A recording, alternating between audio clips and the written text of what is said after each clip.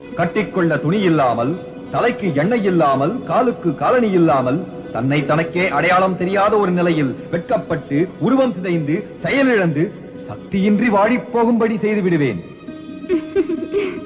உனக்கு இஷ்டமான வண்ணம் கருப்பு வண்ணம் தானே.